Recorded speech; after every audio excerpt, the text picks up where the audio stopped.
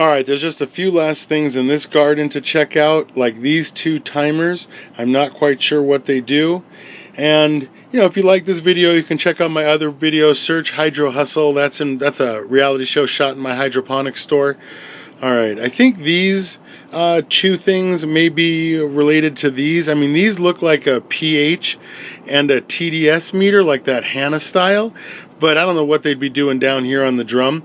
Maybe these two timers, maybe they go to the pumps down inside this drum here, but I don't see the black cords going up the side of the drum. Alright, there's a couple other things, like let's take a look at these ballasts. I would suspect that they're 1,000-watt ballasts. Who goes through this much trouble?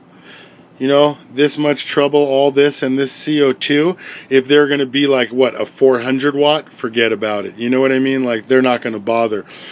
That doesn't look too safe. That definitely does not look like a 30 amp outlet. It could be, I suppose. I mean, that just looks like a regular 6-plug outlet. And so I'm not sure. Even if these were 400 watts each, that's 1,600 watts worth of ballast on a 20 amp room. All right, and there's, let's see, the one fan that's right here. All right, I'll show you something about that one fan, right? So if you were going to actually grow a couple of plants in this garden, where is this fan gonna blow? It's not gonna get past these plants right here, right? And so you'll need another fan on the floor blowing this way. You'll need something back here on the floor blowing into this corner. You always got to move that air, otherwise the plants will get hot, the garden will get humid, and it's overwhelming. All right, and one more thing, let's talk about these two vents right here. Okay, this is an AC vent, and I'm going to guess that one comes in the room and the other sucks out of the room, right?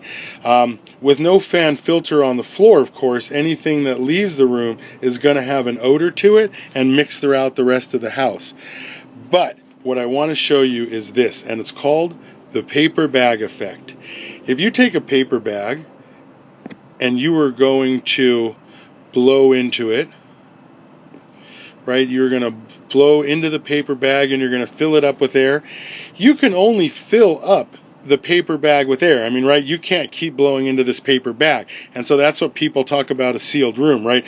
You can't blow into that paper bag. But then if you've got AC into the room and there's no AC leaving the room, once that room fills up with air, just like this paper bag, you're not going to get any more cold air. I can't tell you how many gardens make the mistake of sealing the room completely with no way out.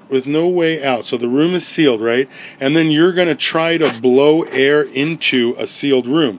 Unless there's some hole, unless there's some port for the air to get out of, I'm not sure how you're gonna get any air out